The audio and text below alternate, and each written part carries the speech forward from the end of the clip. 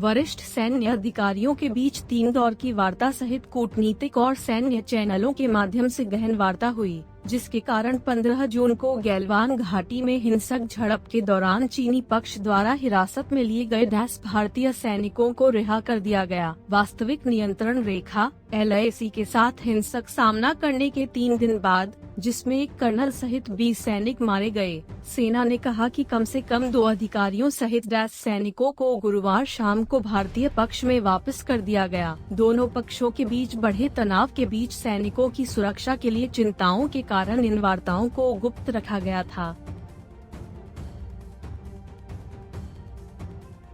चीन ने भारतीय चीनी सीमा पर नदी के प्रवाह को अवरुद्ध करने के लिए गैलवान नदी पर बांध बनाने की रिपोर्टों पर पूछे गए सवालों के जवाब देने से इनकार कर दिया। सैटेलाइट इमेजरी से पता चला है कि चीन पूर्वी लद्दाख की गैलवान घाटी में सैकड़ों सैनिकों और भारी निर्माण उपकरणों को लेकर आया था, जिसमें कई रिपोर्टें बताती हैं कि PLA नदी के प्रवाह को अवरुद्ध करने के लिए बांध का निर्माण कर रहा था। विदेश मंत्रालय के प्रवक्ता झाओ लिजियान ने अपने मीडिया ब्रीफ के दौरान भी लगातार दूसरे दिन इन सवालों के जवाब देने से इनकार कर दिया कि सोमवार रात को गालवन घाटी में भारतीय सैनिकों के साथ चीनी सैनिकों की झड़पों में कितने लोग हताहत हुए थे। सैटेलाइट इमेजरी में ताजा सैनिकों की उपस्थिति और भारी निर्माण उपकरण दिखाई दिए।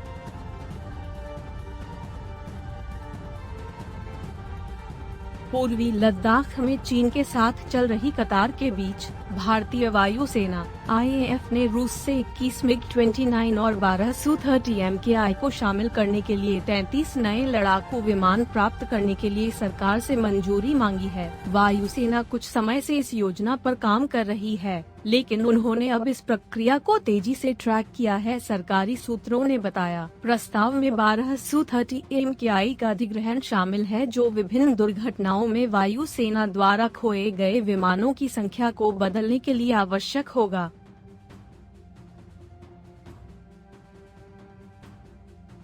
चीनी पीपल्स लिबरेशन आर्मी PLA दक्षिण पश्चिम चीन के तिब्बत स्वायत्त क्षेत्र में उच्च ऊंचाई वाले टैंक और एंटी टैंक ड्रिल सहित कई आयामों के गहन सैन्य अभ्यास कर रहा है, जो उत्तर पश्चिम चीन के लिए एक सेना ब्रिगेड की बड़े पैमाने पर लंबी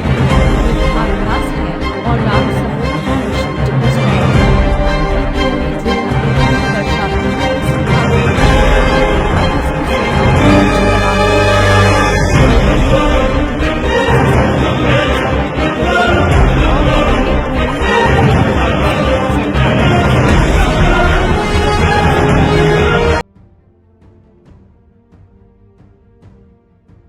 चीन के साथ लद्दाख में वास्तविक नियंत्रण रेखा LAC पर तनाव के बीच भारतीय नौसेना ने हिंद महासागर क्षेत्र में तैनाती के लिए अपने पूर्वी बेड़े से अतिरिक्त जहाज भेजे हैं। यह कदम ऐसे समय में आया है जब भारत ने सोमवार देर शाम गलवान घाटी में घातक संघर्ष के बाद अपनी सैन्य मशीनरी को हाई अलर्ट पर रखा है। रक्षा सूत्रों ने बताया कि विभिन्न अभियानों पर समुद्र में नियमित रूप से आने वाले जहाजों के अलावा नौसेना ने अन्य जहाजों को बाहर जाने का निर्देश दिया है।